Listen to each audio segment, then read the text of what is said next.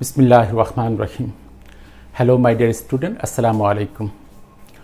পরিমাণগত রসায়নের আরও কয়েকটি গুরুত্বপূর্ণ প্রশ্ন নিয়ে আমি তোমাদের সামনে উপস্থিত হয়েছি। আসো আজকে এই কয়েকটি প্রশ্ন আমরা ভালোভাবে জানতে চেষ্টা করি। আমি বোর্ডে এই প্রশ্নগুলো লিখে রেখেছি, দেখো। আমাদের আজকের প্রথম প্রশ্ন হচ্ছে জারক ও বিজারক কী। দ্বিতীয় প্রশ্ন জারণ ও বিজারণের আধুনিক মতবাদ লিখো।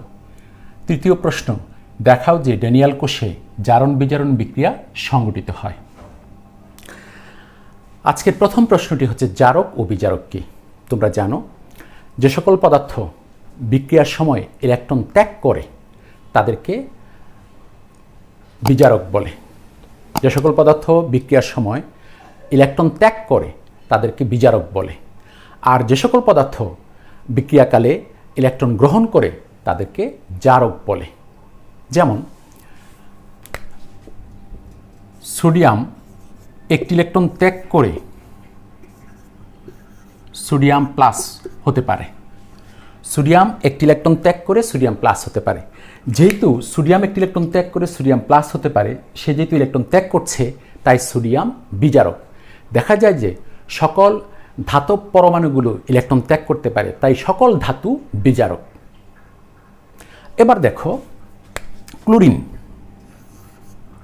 ক্লোরিন Cl2 দুটি ইলেকট্রন গ্রহণ করে 2Cl মাইনাস, অর্থাৎ আমি যদি বলি এরকম Cl পরমাণু একটি ইলেকট্রন গ্রহণ করে Cl মাইনাসে পরিণত হয়েছে। তাহলে একটি ক্লোরিন পরমাণু একটি ইলেকট্রন গ্রহণ করে Cl মাইনাস, অর্থাৎ ক্লোরিন পরমাণু ইলেকট্রন গ্রহণ করলো। তো ক্লোরিন অনুমানে দুটি পরমাণু আছে, তাই দুটি ইলেকট্রন লাগবে, দুটি ইলেকট্রন গ্রহণ করে দুটি ক্লোরাইড আয়নে পরিণত হয়। এই ক্ষেত্রে ক্লোরিন পরমাণু ইলেকট্রন গ্রহণ করেছে, ইলেকট্রন গ্রহণ করলে হয় জারক। এখন ক্লোরিন একটি অধাতু। দেখা যায় যে ম্যাক্সিমাম অধাতুই হচ্ছে জারক, তবে ব্যতিক্রম রয়েছে। যেমন কার্বন অধাতু হওয়া সত্ত্বেও সে বিজারক, কার্বন কিন্তু অধাতু হওয়া সত্ত্বেও বিজারক। যেমন হাইড্রোজেন বিজারক, সে একটি ইলেকট্রন ত্যাগ করতে পারে, হাইড্রোজেন কিন্তু অধাতু। তো মোট কথা কিছু ব্যতিক্রম ছাড়া সকল ধাতু হচ্ছে বিজারক আর সকল অধাতু হচ্ছে জারক। তাহলে শেষ করার আগে আমি জারক ও বিজারকের সংজ্ঞা দিচ্ছি।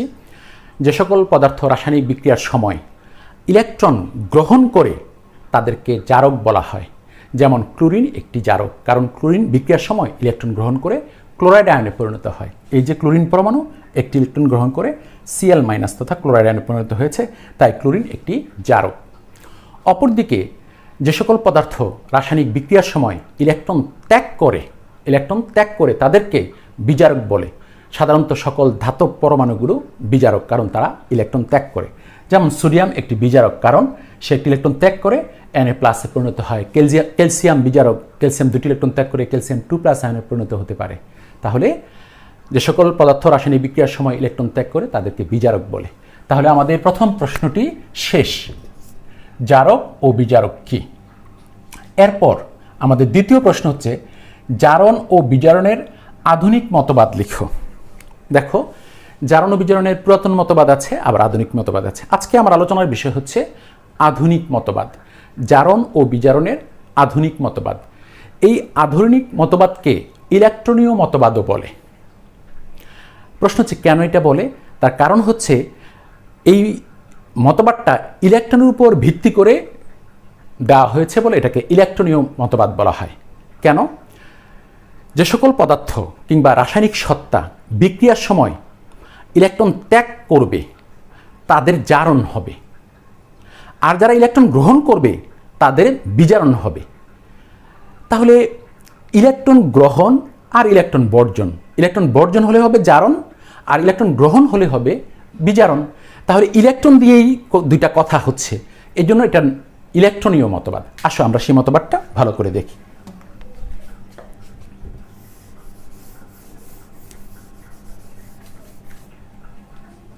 দেখো, আমাদের প্রশ্নটি হচ্ছে জারণ ও বিজারণের আধুনিক মতবাদ দাও। আমি প্রথমে জারণের আধুনিক মতবাদ দিচ্ছি।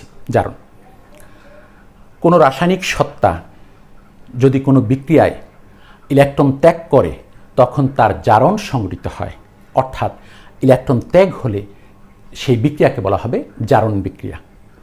আর যদি কোনো বিক্রিয়ায় কোনো রাসায়নিক সত্তা ইলেকট্রন গ্রহণ করে তখন তার বিজারণ হয়। যেমন যেমন সোডিয়াম প্লাস ক্লোরিন বিক্রিয়া করে সোডিয়াম ক্লোরাইড হয়। এখানে আমরা যদি 2 দিয়ে দেই তাহলে এখানে হবে 2, এটা সমতা বিধান।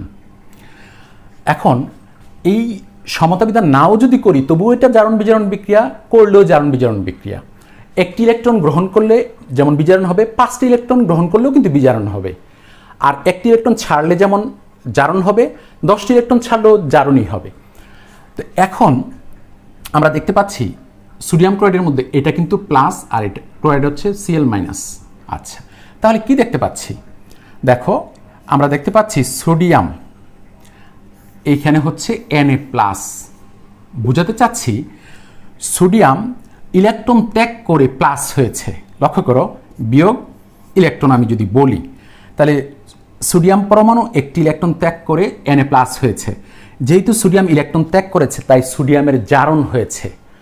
তো এই বিক্রিয়াটির মধ্যে সোডিয়ামের জারণ হয়েছে, অর্থাৎ কোনো রাসায়নিক বিক্রিয়ায় কোনো রাসায়নিক সত্তা যদি ইলেকট্রন ত্যাগ করে তখন তার জারণ সংঘটিত হয়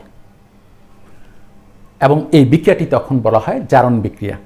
যেমন এই ক্ষেত্রে সোডিয়ামের জারণ হয়েছে কারণ সোডিয়াম ইলেকট্রন ত্যাগ করে Na প্লাসে পরিণত হয়েছে। তবে যেহেতু 2টা সোডিয়াম ছিল তখন এইখানে 2 দিয়ে গুণ করলে এইখানেও 2 হবে আর এইখানেও 2 হবে, জাস্ট সমতা বিধানের জন্য, কিন্তু সোডিয়ামেরই জারণ হয়েছে। এখন এটার পাশাপাশি আমি একটু কথা বলে নেব তোমাদেরকে যাতে তোমাদের পরবর্তীতে কাজে লাগে। যেমন এই যে সোডিয়াম, এই সোডিয়ামের মুক্ত অবস্থায় তার জারণ সংখ্যা হচ্ছে 0। আমি পূর্বের ক্লাসটিতে এটা দেখিয়েছিলাম। তো সোডিয়ামের জারণ সংখ্যা হচ্ছে এখানে 0। তো সে যখন একটি ইলেকট্রন ত্যাগ করলো, সে একটা ইলেকট্রন ত্যাগ করার কারণে একটা প্লাস হলো, অর্থাৎ এটা হচ্ছে +1 দিতে হয় না। তাহলে দেখা যাচ্ছে কি জারণ সংখ্যা 0 থেকে +1 হয়েছে। যখন কোনো রাসায়নিক সত্তা বলতে যারা বিক্রিয়ায় অংশগ্রহণ করে তাদেরকে রাসায়নিক সত্তা বলা হয়। যেমন এখানে রাসায়নিক সত্তা হচ্ছে সোডিয়াম, মানে যে পদার্থটা মানে বিক্রিয়ায় অংশগ্রহণ করবে সেটাই এই রাসায়নিক সত্তা। যেমন ক্লোরিন একটি রাসায়নিক সত্তা। তো সোডিয়াম ইলেকট্রন ত্যাগ করে Na প্লাসে পরিণত হয়েছে। তাহলে জারণ মান কি হয়েছে? বৃদ্ধি ঘটেছে, 0 থেকে +1 হয়েছে। 0 থেকে +1 হয়েছে। জারণ হলে জারণ মানের বৃদ্ধি ঘটে। সবসময় মনে রাখবে, জারণ হলে জারণ মানের বৃদ্ধি ঘটে। জারণ হলে জারণ মানের বৃদ্ধি ঘটে। আমি আবারও বলে রাখছি, জারণ হলে জারণ মানের বৃদ্ধি ঘটে। ঠিক উল্টা হবে, বিজারণ হলে জারণ মানের হ্রাস ঘটে। আমরা দেখব সেটা এখনই। আসো এবার ক্লোরিনের কথা বলি। ক্লোরিন পরমাণু দিয়ে বলি। ক্লোরিন পরমাণু জারণ মান 0, যেহেতু মুক্ত অবস্থায় আছে জারণ মান 0। মৌলিক পদার্থ মুক্ত অবস্থায় আছে 0। যোগ একটি ইলেকট্রন, সে Cl মাইনাস হয়েছে, -1 হয়েছে। মাইনাস মানে -1। তো এই যে -1 Cl মাইনাস, তাহলে একটি ইলেকট্রন গ্রহণ করলে কিন্তু এটা হতে পারে, একটি ইলেকট্রন গ্রহণ করলে এটা হতে পারে।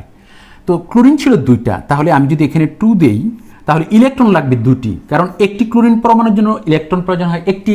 তাহলে ক্লোরিন অণুতে 2টি পরমাণু আছে, তাই ইলেকট্রন লাগবে 2টি। তাহলে 2Cl মাইনাস এটা হয়ে যাবে Cl2 প্লাস 2 ইলেকট্রন, তখন এটা হয়ে যাবে 2Cl মাইনাস। অর্থাৎ ক্লোরিন অণু এখানে 2টি ইলেকট্রন গ্রহণ করে 2টি ক্লোরাইড আয়নে পরিণত হয়েছে। এবার দেখি তো একটু জারণ মান 0 থেকে মাইনাস হয়েছে। তো যেহেতু এই ক্লোরিন ইলেকট্রন গ্রহণ করেছে তাই তার বিজারণ হয়েছে। ইলেকট্রন গ্রহণ করলে কিন্তু বিজারণ হয়, এই যে বিজারণ হয়েছে। এখন আমরা দেখব বিজারণের কারণে তার জারণ মানের কি হলো। জারণ মানের হলো এই 0 থেকে -1 হয়েছে। 0 থেকে -1 কিন্তু হ্রাস পাওয়া, জারণ মান কমে গেল। যদি আমরা এটা সংখ্যা রেখার মাধ্যমে বলি বিষয়টা, তোমরা একটু লক্ষ্য করো। আমি এটাকে যদি 0 বলি, এটা হবে 1, এটা হবে 2, এটা প্লাসের দিকে, এটা -1, এই যে -2। তাহলে দেখো জারণ মান ছিল 0 আর হয়েছে -1, তাহলে হ্রাস পেল, এদিকে আসা মানে হ্রাস পাওয়া। আর এটার ক্ষেত্রে দেখো জারণ মান 0 ছিল, হয়েছে +1, তাহলে প্লাস মানেই হচ্ছে +1, তখন এটা +1 হলো মানে বৃদ্ধি পেল। 0 থেকে ডান দিকে যাওয়া মানে বৃদ্ধি পাওয়া, 0 থেকে বাম দিকে আসা মানে হ্রাস পাওয়া। তাহলে এই যে ইলেকট্রন গ্রহণ করে মাইনাস হলো, বিজারণ হলো, এই ক্ষেত্রে জারণ মানে হ্রাস ঘটেছে। তাহলে আমি আবারও বলি, দেখো বিজারণ হলে জারণ মানে হ্রাস ঘটে। আমি স্পষ্ট করে বলি, তোমরা খুব ভালোভাবে শোনো। বিজারণ হলে জারণ মানে হ্রাস ঘটে, আর জারণ হলে জারণ মানের বৃদ্ধি ঘটে। এবার জারণ বিজারণের আধুনিক মতবাদ শেষ করার আগে আমি তোমাদেরকে আবারও এটা বলবো, কোনো বিক্রিয়ায় কোনো রাসায়নিক সত্তা যখন ইলেকট্রন ত্যাগ করে তখন তার জারণ হয় এবং ওই বিক্রিয়াটিকে বলা হয় জারণ বিক্রিয়া। এবং কোনো বিক্রিয়ায় যদি কোনো রাসায়নিক সত্তা ইলেকট্রন গ্রহণ করে তখন তার বিজারণ হয়, যেমন সোডিয়াম ক্লোরিনের সাথে বিক্রিয়া করে সোডিয়াম ক্লোরাইড তৈরি করে, এই বিক্রিয়াটি একটি জারণ বিজারণ বিক্রিয়া। এই বিক্রিয়ায় সোডিয়াম একটি ইলেকট্রন ত্যাগ করে Na প্লাসে পরিণত হয়। স্যার একটি ইলেকট্রন ত্যাগ করছে কোথায়? এখানে তো দুটি সোডিয়াম পরমাণু দুটি ইলেকট্রন ত্যাগ করে। আমি কিন্তু একটার জন্য বলবো, যেমন ক্যালসিয়ামের জারণ মান কত? +2। এর অর্থ হচ্ছে একটা ক্যালসিয়াম পরমাণুর কথাই বলা হচ্ছে। তো সোডিয়ামের একটি ইলেকট্রন ত্যাগ করে সোডিয়াম প্লাসে পরিণত হয়েছে, অর্থাৎ সোডিয়ামের জারণ ঘটেছে। অপরদিকে ক্লোরিন পরমাণু, এখানে দুটা পরমাণু আছে, এই জন্য দুটা পরমাণুর জন্য দুটি ইলেকট্রন প্রয়োজন হয়েছে। অপরদিকে ক্লোরিন পরমাণু একটি ইলেকট্রন গ্রহণ করে Cl- পরিণত হয়েছে, অর্থাৎ ইলেকট্রন সে গ্রহণ করেছে। কোনো বিক্রিয়ায় কোনো রাসায়নিক সত্তা যখন ইলেকট্রন গ্রহণ করে তখন তার বিজারণ ঘটে। এই ক্ষেত্রে ক্লোরিনের বিজারণ ঘটেছে। কোনো রাসায়নিক সত্তার জারণ ঘটলে ইলেকট্রন ত্যাগ হয়, ফলে জারণ মান বৃদ্ধি পায়। এবং কোনো বিজারণ বিক্রিয়ায় কোনো রাসায়নিক সত্তা যখন ইলেকট্রন গ্রহণ করে তখন তার জারণ মান হ্রাস পায়। অর্থাৎ জারণ সংঘটিত হলে জারণ মান বৃদ্ধি পায়, বিজারণ সংঘটিত হলে জারণ মান হ্রাস পায়। আমি আবারও বলবো, জারণ সংঘটিত হলে জারণ মান বৃদ্ধি পায়, বিজারণ সংঘটিত হলে জারণ মান হ্রাস পায়। তাহলে এই ক্ষেত্রে সোডিয়ামের জারণ ঘটেছে, ক্লোরিনের বিজারণ ঘটেছে। এটিই হচ্ছে জারণ বিজারণের আধুনিক মতবাদ। তাহলে জারণ বিজারণের আধুনিক মতবাদ আমরা শেষ করলাম। তবে একটা কথা বলে রাখি, জারণ ছাড়া বিজারণ এবং বিজারণ ছাড়া জারণ সংঘটিত হতে পারে না। কারণ হচ্ছে কি, আমি যখন কোনো একটা পরমাণুর যখন জারণ হবে তখন সেই ইলেকট্রন ত্যাগ করবে, তখন অন্য কাউকে গ্রহণ করতে হবে। অন্য কেউ যখন গ্রহণ করবে তখন তার বিজারণ হবে। এই জন্য যার জারণ ঘটবে অপোজিটে অন্য একটা কারো বিজারণ ঘটতে হবে। এই জন্য জারণ ছাড়া বিজারণ, বিজারণ ছাড়া জারণ সংঘটিত হতে পারে না। সেই ব্যাপারে আমরা পরে আলোচনা করব। জারণ বিজারণ একই সাথে সংঘটিত হয়, সেটা আমরা পরে আলোচনা করব। এখন আপাতত জারণ ও বিজারণের আধুনিক মতবাদ দেখলাম, যে ইলেকট্রন ত্যাগ করলে হবে জারণ এবং ইলেকট্রন গ্রহণ করলে হবে বিজারণ। আসো আমরা এখন